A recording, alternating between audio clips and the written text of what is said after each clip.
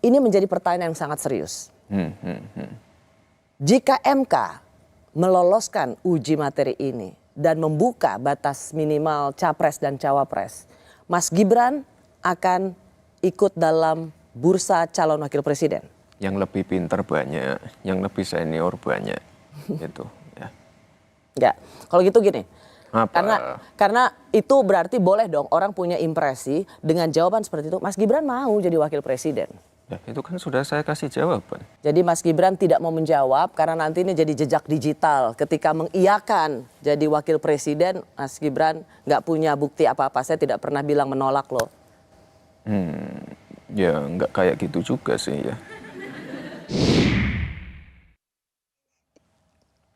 Masih bersama saya analis politik senior LP3S yang juga penulis refleksi paham kekuasaan Jawa dalam Indonesia modern. Bung Fahri Ali. Bung Fahri Ali, kita masuk dulu soal nama baru dalam bursa, yaitu seorang Gibran Rakabuming Raka, putra Presiden Jokowi.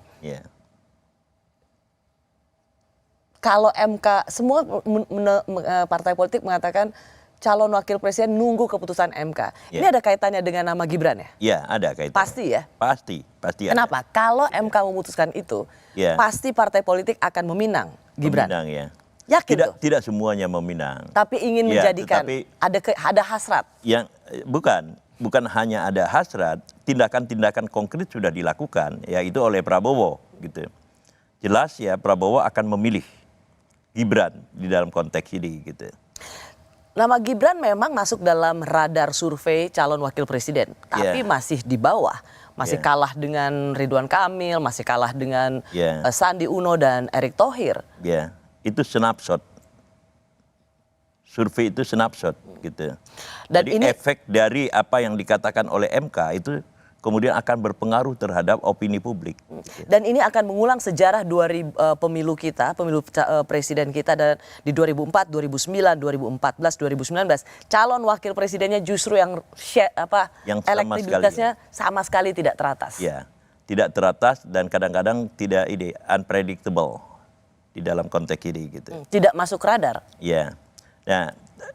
Sekarang beginilah, saya sedikit mengulang, waktunya memang sempit sekali ya. Tetapi saya ingin mengatakan bahwa Jokowi itu masih merupakan faktor. Gitu. Nah kalau misalnya Presiden Jokowi tidak ngomong apa-apa tentang urusan MK itu, ya, jadi kita bisa memahami sendiri gitu. Bung Fahri, kalau Presiden Jokowi memang faktor, tapi apakah itu juga akan menjadikan auto menang ketika anaknya menjadi wakil presiden? Belum tentu. Jaminan menang belum tentu. Ya. Tetapi kemudian proses kemulusannya ya menjadi calon wakil presiden itu bisa kita lihat gitu. Nah, tetapi apakah akan terpilih itu soal yang berbeda. Bahkan mungkin sangat berbeda gitu. Kontradiktif dong ya. Gitu. Kontradiktif. Pengaruh Jokowi sangat kuat, tetapi ketika anaknya sebagai calon wakil presiden belum tentu menang. Itu belum tentu bisa gini. Jadi ekspektasi publik itu terhadap ayahnya belum tentu kepada anaknya gitu. Di dalam konteks ini gitu. Jadi nggak apa-apa. Jadi pilih saja dia menjadi calon wakil presiden misalnya. No problem. Bahkan di dalam beberapa hal ada yang suka juga gitu.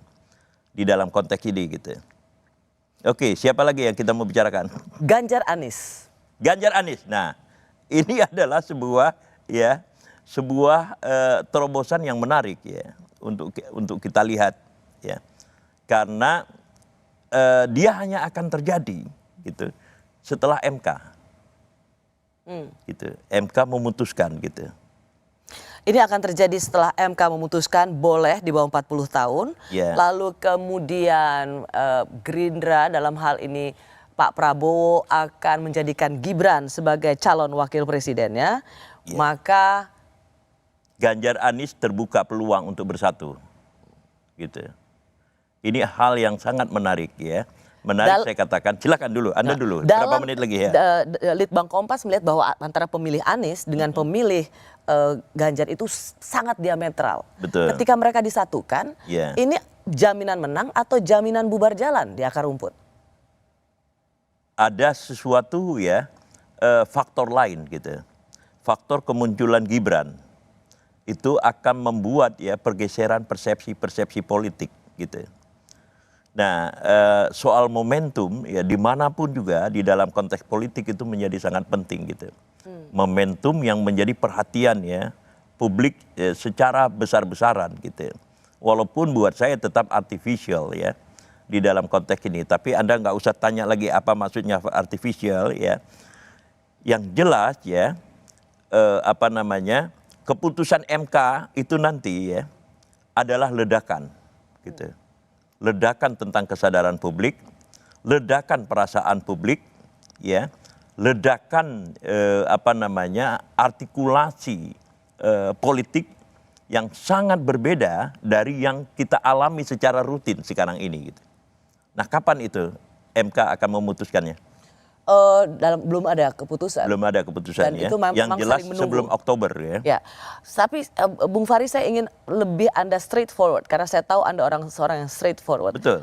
Jadi ketika ada ledakan itu, apakah Anda ingin mengatakan kalau calon wakil presidennya seorang Gibran meskipun dia putra Pak Jokowi, maka itu juga akan justru akan menguntungkan pasangan Ganjar yang akan meminang misalnya bergabung menjadikan Anies Baswedan sebagai wakil presidennya karena ada kemarahan publik?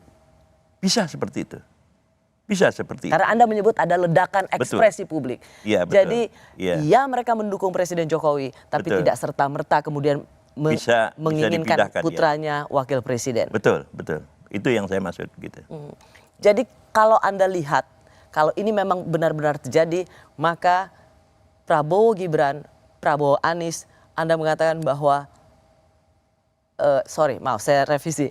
Jika MK merevisi umur boleh di bawah 40 tahun, maka Prabowo Gibran berhadapan dengan Ganjar Anies. Anda mengatakan jaminan menangnya adalah wapresnya Anies untuk Ganjar Pranowo. Bisa terjadi seperti itu, bisa terjadi. Makanya saya katakan sangat tergantung dari itu tadi gitu. Dan ini memang tidak ada presidennya ya.